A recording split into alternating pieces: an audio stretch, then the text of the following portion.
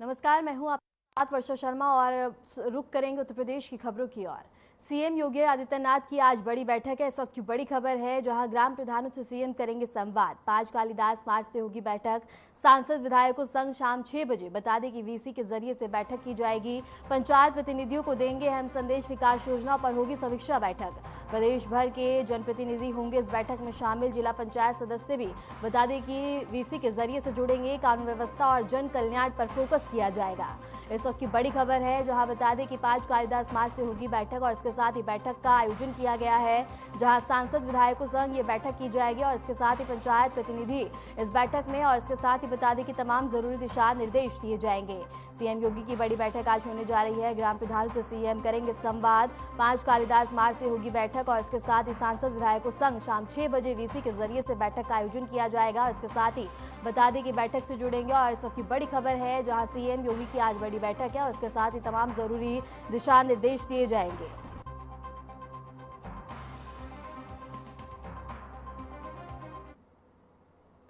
मेरठ में deputy CM Keshav Prasad Maurya ने बड़ा बयान देते हुए कहा है कि सरकार सुशासन, विकास और सुरक्षा को लेकर एक लक्ष्य के साथ काम कर रही है।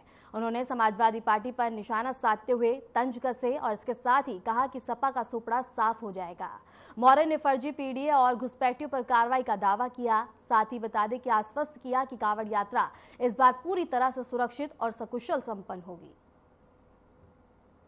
भाजपा सरकार वह भी 2017 दोहराने के संकल्प के साथ भारतीय जनता पार्टी संगठन भी काम कर रहा है और सरकार भी अपनी तरफ से पूरा गरीबों के लिए, किसानों के लिए, नौजवानों के लिए, महिलाओं के लिए, यानी सर्व समाज का विकास करते हुए आगे बढ़े। और जनता का समर्थन हम लोग के प्रति लगातार बढ़ा है। 2014, 2017, 2019, 2022 ये 4 चुनाव लगातार हम लोग बहुत बड़े बड़े अंतर से जीते हैं। 2024 के लोकसभा चुनाव में जीत का अंतर थोड़ा घटा था और उस अंतर को घटने का कारण मैं यह मानता हूं कि विपक्ष अर्थात कांग्रेस और सपा गठबंधन ने एक अफवाह समाज में फैलाने का काम किया कि भाजपा 400 से अधिक सीटें जीतेगी तो आरक्षण खत्म करेगी, संविधान खत्म करेगी। इस प्रकार का दुष्प्रचार है। बुलंदशहर जनपद के खुर्जा क्षेत्र से एक चौंकाने वाला मामला सामने आया है, जहां मामूली कहासुनी के बाद राष्ट्रीय स्वयंसेवक संघ से जुड़े कुछ कार्यकर्ताओं द्वारा एक मिनी बैंक संचालन के साथ मारपीट का आरोप लगा है। पीड़ित योगेश राघव का कहना है कि उन्हें दुकान से बाहर घसीटकर बेरहमी से पीटा गया। यह पूरी घटना खुर्जा के 1 नंबर प्राथमिक विद्यालय के पास की बताई जा रही है। मारपीट का वीडियो सोशल मीडिया पर तेजी से वायरल हो रहा है, जिसमें साफ देखा जा सकता है कि कुछ लोग योगेश राघव को दुकान से बाहर खींचते हैं और फिर उसके साथ मारपीट की जाती है। पीड़ित योगेश ने स्थानीय पुलिस से न्याय की गुहार लगाई है। वहीं पुलिस ने वायरल वीडियो को संज्ञान में लेते हुए जांच शुरू कर दी है और पुलिस अधिकारियों का कहना है कि वीडियो की सत्यता की जांच की जा रही है और सभी आरोपों की और इसके साथ ही आरोपियों की तलाश कर उचित कार्रवाई भी आगे की जाएगी। फिलहाल इलाके में तनाव की स्थिति नहीं है, लेकिन पुलिस सतर्क है और मामले की गहराई से छानबीन की जा रही है।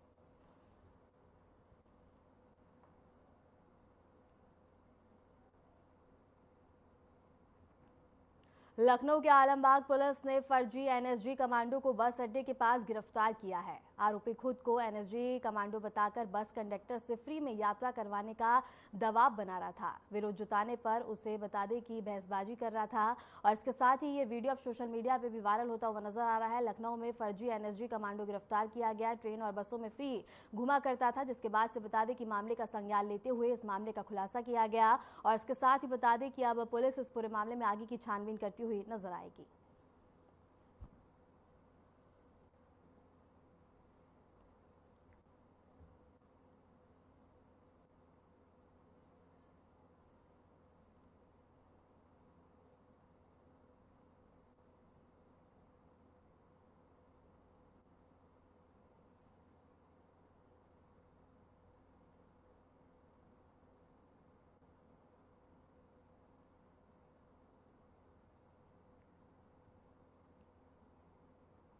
चंदौली में अंग्रेजी शराब की तस्करी का बड़ा भांडाफोड़ हुआ है। पुलिस ने एक ट्रक से 730 पेटी अवैध अंग्रेजी शराब बरामद की है, जिसे व्हाइट सीमेंट की आड़ में छिपाकर पंजाब से बिहार ले जाया जा रहा था और अलीनगर पुलिस और एसओजी टीम ने संयुक्त कार्रवाई करते हुए ट्रक चालक को गिरफ्तार कर लिया। पकड़ी गई शराब की कीमत करीब 1 करोड़ 12 लाख रुपए बताई जा रही है।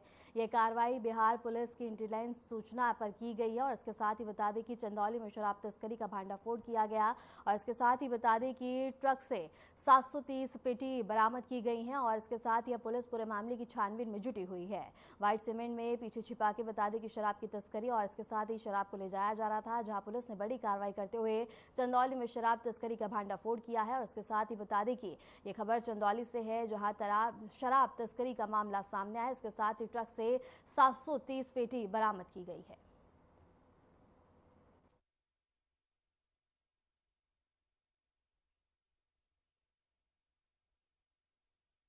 संयुक्त टीम द्वारा एसपी सर के निर्देशन में अलीनगर थाना एवं एसओजी टीम ने एवं बिहार के जो एंटी लिकर यूनिट है उनके इंटेलिजेंस सहित एक ट्रक में, जिस पर वाइट सीमेंट की पेटी उसमें था, बैग्स थे, उसके अंदर कुल 720 पेटी अवैध विदेशी मदिरा, जिसका कीमत लगभग 1 करोड़ 12 लाख है, उसको चेकिंग।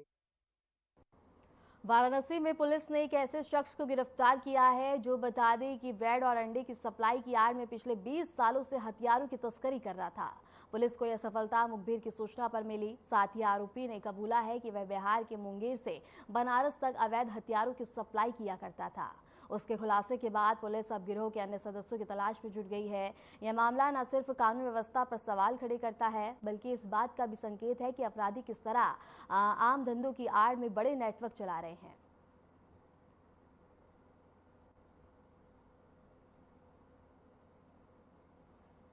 ये पुलिस महानिदेशक महोदय द्वारा चलाए गए अपराध एवं अपराधियों के खिलाफ जीरो टॉलरेंस की नीति के तहत पुलिस आयुक्त महोदय वाराणसी के मार्गदर्शन में सिगरा पुलिस द्वारा एक अभियुक्त को गिरफ्तार किया गया है। इनके पास से एक पिस्टल और एक रिवॉल्वर और साथ में 2 अदद कारतूस जो हैं बरामद की गई हैं। इनका नाम खुर्शीद आलम है। ये नदेसर थाना क्षेत्र कैंट के निवासी हैं। ये पूर्व में भी कई बार जेल जा चुके हैं। ये सबसे पहले 1994 में जेल गए, उसके बाद में ये कई बार जेल गए हैं, जिसमें फिलहाल रुकते एक छोटे से ब्रेक के लिए, बने रहे हमारे साथ।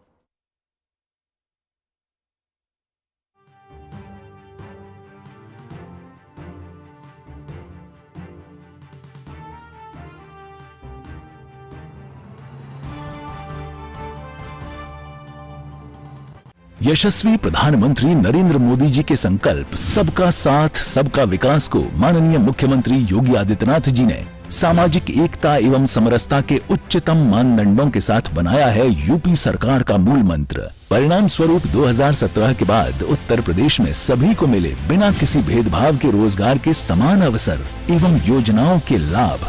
8.5 लाख से अधिक सरकारी और 3,75,000 से अधिक संविदा पर नौकरी पाने वाले जहां निष्पक्ष और पारदर्शी प्रक्रिया के साक्षी बने, वहीं अनुसूचित जाति, जनजाति, पिछड़े एवं निम्न आय वर्ग के अभ्यर्थियों को मिला आरक्षण का संपूर्ण लाभ। प्रधानमंत्री गरीब कल्याण अन्न योजना, प्रधानमंत्री आवास योजना और जल जीवन मिशन से लेकर मुख्यमंत्री युवा स्वरोजगार और एक जनपद एक उत्पाद जैसी विभिन्न योजनाएं यूपी में अंत्योदय से सर्वोदय का सपना कर रही हैं साकार।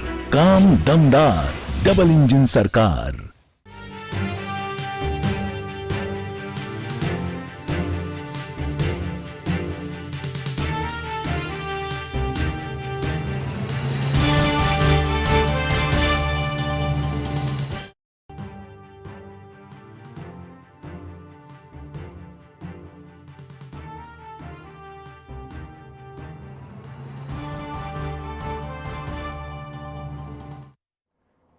ब्रेक के बाद स्वागत है, खबरों में रुक करते हैं। थाना फतेहपुर सीकरी क्षेत्र की ग्राम पंचायत दुलारा में एक सनसनीखेज मामला सामने आया है, जहां घरेलू विवाद के चलते 45 वर्षीय सुरेश सिंह की संदिग्ध हालात में मौत हो गई। मृतक की गर्दन में साड़ी से फंदा लगा मिला है। घटना की सूचना मिलते ही थाना प्रभारी आनंदवीर सिंह पुलिस बल के साथ मौके पर पहुंचे और ग्रामीणों से जानकारी जुटाई। मृतक के भाई ने सुरेश की हत्या का आरोप उसकी पत्नी प्रीति देवी पर लगाया, जबकि पत्नी का कहना है कि सुरेश ने खुद फांसी लगाकर जान दे दी है। फिलहाल बता दें कि पुलिस ने शव को कब्जे में लेकर पोस्टमार्टम के लिए भेज दिया है और पूरे मामले में आगे की जांच पड़ताल की जा रही है।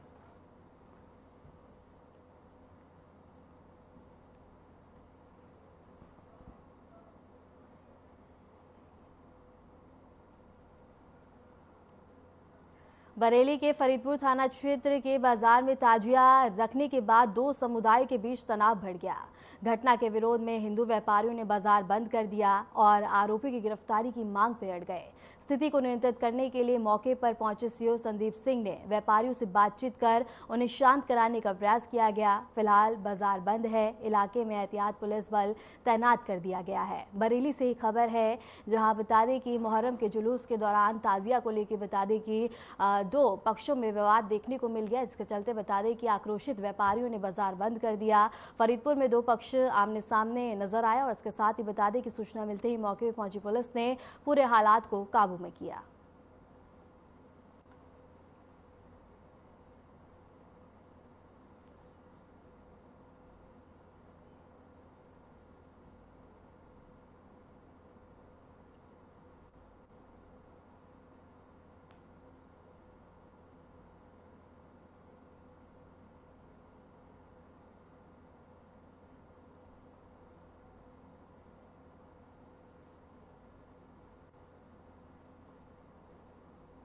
पुराने लखनऊ में आज 10वीं मुहर्रम का जुलूस निकाला गया। इस मौके पर सुरक्षा के कड़े इंतजाम किए गए। वेस्ट जोन में पुलिस प्रशासन पूरी तरह अलर्ट मोड में है और किसी भी स्थिति से निपटने के लिए बता दें कि सुरक्षा के व्यापक इंतजाम किए गए हैं ताकि हालात काबू में रहें। इसके साथ ही व्यवस्था को 5 जोन और 18 सेक्टर में विभाजित किया गया है।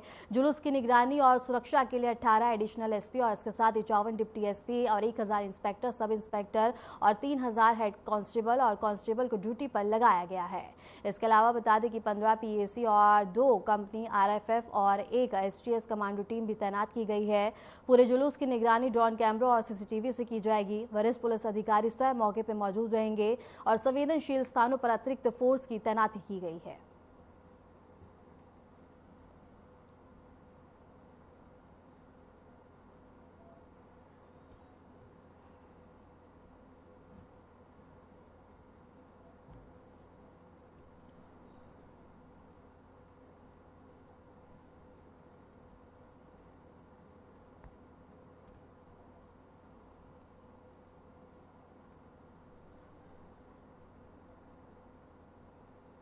शहर में मुहर्रम को लेकर ताजियों की आमद शुरू हो गई है। विभिन्न मोहल्लों से ताजियों निकलकर शहर के मुख्य चौराहों की ओर बढ़ रहे हैं। यह आयोजन संबल कोतवाली क्षेत्र में हो रहा है और भीड़ को देखते हुए प्रशासन सतर्क है।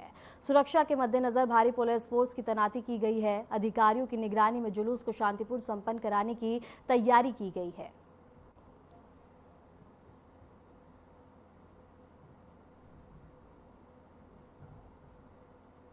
फिलहाल रुकते हैं एक छोटे से ब्रेक के लिए, बने रहे हमारे साथ।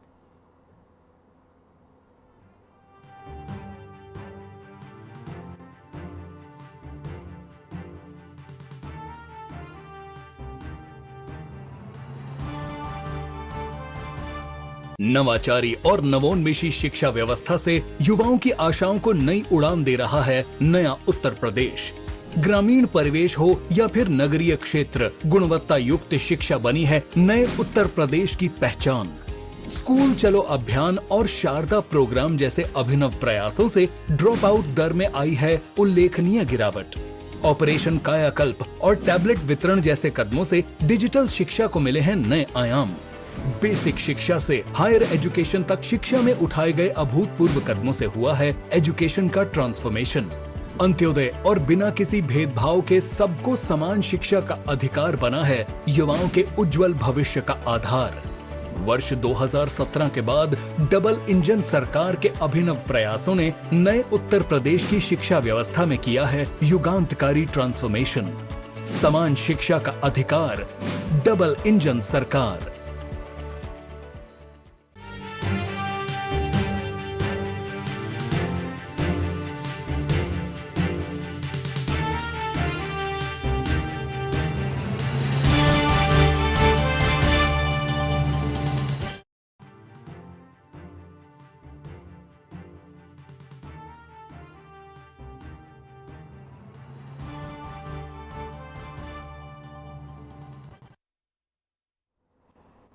ब्रेक के बाद स्वागत है। खबरों में आगे बढ़ते हैं। बलरामपुर में झारखंडी सरोवर मंदिर और अलीबाग स्थल को लेकर चल रहे विवाद के बीच प्रशासन ने पूरे इलाके को छावनी में तब्दील कर दिया है। अलीबाग करवा स्थल पर ताजिया दफन की और इसके साथ ही तैयारी चल रही है। वहीं झारखंडी सरोवर मंदिर के चारों ओर भारी पुलिस बल को तैनात किया गया है और इसके साथ ही बैरिगेटिंग भी लगाई गई है। सुरक्षा के मद्देनजर पुलिस हर चप्पे चप्पे पर तैनात की गई है। खुद एडिशनल एसपी विशाल पांडे स्थिति की निगरानी कर रहे हैं। फिलहाल माहौल तनावपूर्ण और इसके साथ ही लेकिन नियंत्रण में बताया जा रहा है।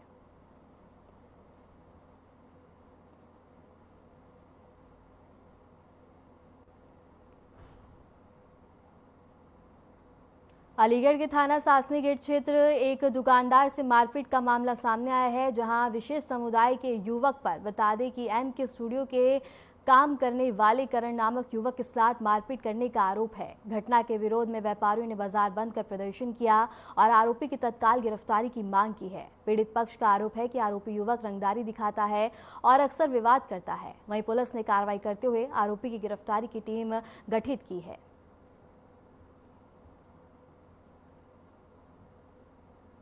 दुकान के सामने गाड़ी खड़ी कर दी थी।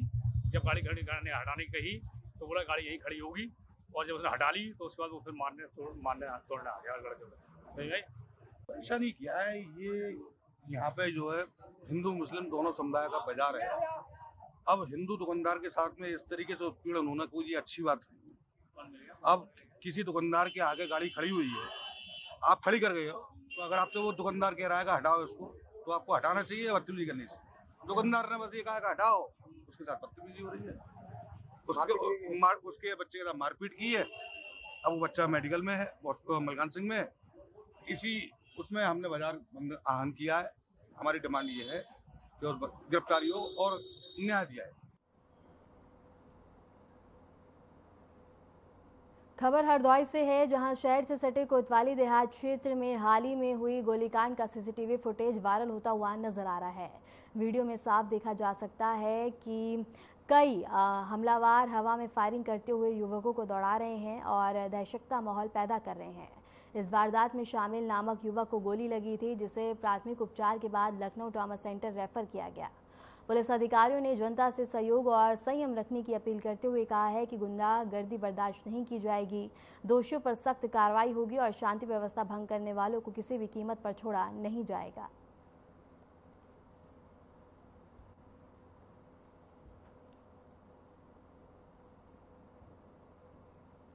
नोएडा के थाना फेज 3 क्षेत्र में पुलिस और बदमाश के बीच मुठभेड़ हुई है, जिसमें एक शातिर बदमाश पुलिस की जवाबी कार्रवाई में गोली लगने से घायल हो गया। घटना सेक्टर 61 कट के पास उस वक्त हुई जब पुलिस बैरिंग लगाकर वाहनों की चेकिंग कर रही थी। चेकिंग के दौरान एक स्प्लेंडर सवार संगीत युवक पुलिस को देखकर तेजी से भागने लगा। पुलिस ने उसे रोकने का इशारा किया, लेकिन उसने रफ्तार और तेज कर दी। पीछा करने पर वह छठ पूजा रोड की ओर भागा, जहां खुद को घिरा देखते हुए उसने पुलिस पार्टी पर जानलेवा फायरिंग कर दी। पुलिस ने आत्मरक्षा में जवाबी कार्रवाई की, जिसमें बदमाश के पैर में गोली लग गई। पकड़े गए घायल बदमाश की पहचान लखविंदर उर्फ शिव के रूप में हुई है। उसके पास से 315 बोर का तमंचा और एक मोटरसाइकिल बरामद की गई है, जिसे वह आपराधिक वारदातों में इस्तेमाल किया करता था। पुलिस ने घायल बदमाश को इलाज के लिए अस्पताल भेज दिया है। वहीं उसके आपराधिक इतिहास की जांच की जा रही है। पुलिस अधिकारियों ने बताया है कि बदमाश पर पहले से भी कई संगीन मामलों में केस दर्ज होने की आशंका है और मुठभेड़ के बाद इलाके में सुरक्षा व्यवस्था और भी कड़ी कर दी गई है।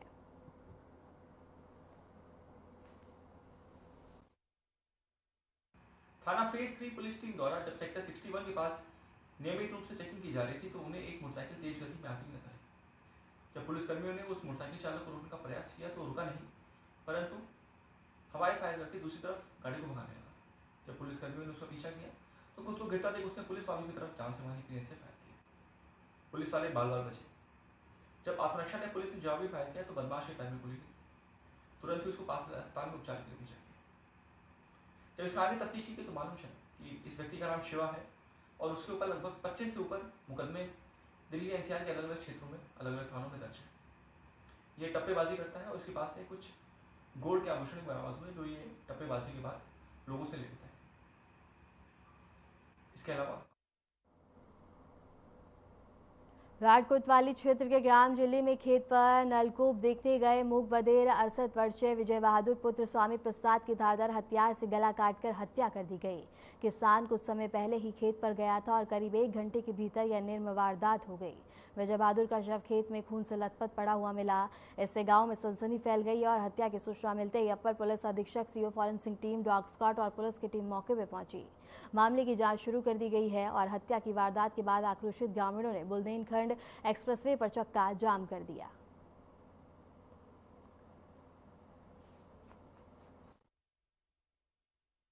नाम धर्मेंद्र सिंह है।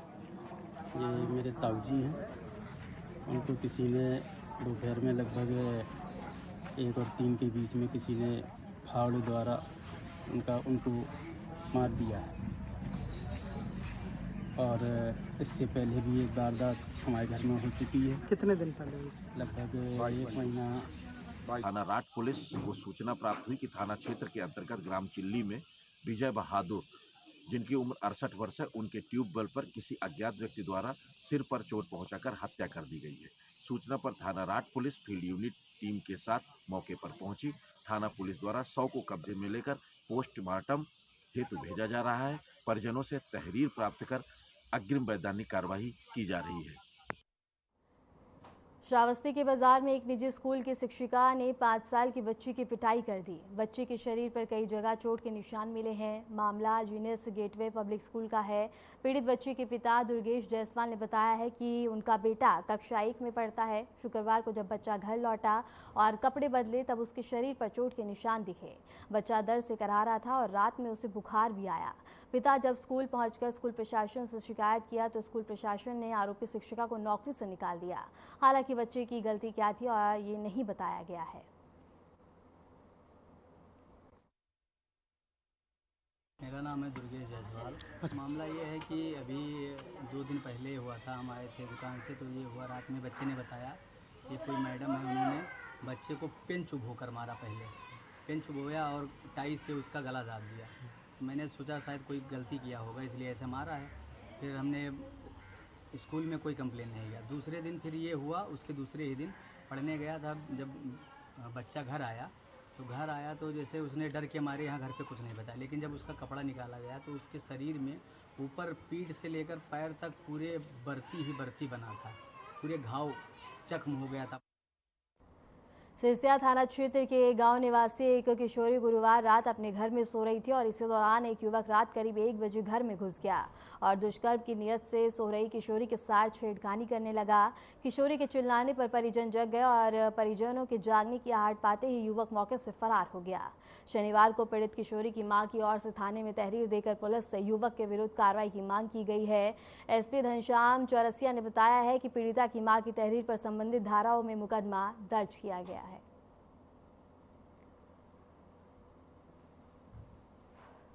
गांव में एक महिला ने आरोप लगाया है कि उसके 13 वर्षीय बच्ची के साथ तेज अली नाम के युवक ने। गंगा नदी के जलस्तर में एक बार फिर तेजी से बढ़ोतरी शुरू हो गई है। केंद्रीय जल आयोग के अनुसार गंगा का जलस्तर 10 मिलीमीटर प्रति घंटे की रफ्तार से बढ़ रहा है, जिससे काशी के घाटों पर स्थित छोटे मंदिर पहले ही जलमग्न हो चुके हैं और अब बड़े मंदिर भी गंगा के आगोश में समाने लगे हैं। फिलहाल वाराणसी में गंगा का जलस्तर 62.78 मीटर दर्ज किया गया, जबकि चेतावनी भी ज्यादा दी गई है। हालांकि जलस्तर अभी चेतावनी के स्तर से नीचे है, लेकिन लगातार वृद्धि की संभावना ने प्रशासन और स्थानीय लोगों की चिंता बढ़ा दी है। जलस्तर बढ़ने से घाटों के आपसी संपर्क टूटने लगे हैं। इसके साथ ही मां शमशान पर होने वाले शव स्थल को भी स्थानांतरित किया गया है। वहीं नाविकाओं को सावधानी बरतने के निर्देश दिए गए हैं और नावों में क्षमता से आधी सवारी बैठाने को कहा गया है। घाट के किनारे रहने वाले स्थानीय लोगों की मुश्किलें बढ़नी शुरू हो गई हैं और प्रशासन सतर्कता बरतते हुए लगातार हालात पर नजर बनाए हुए है।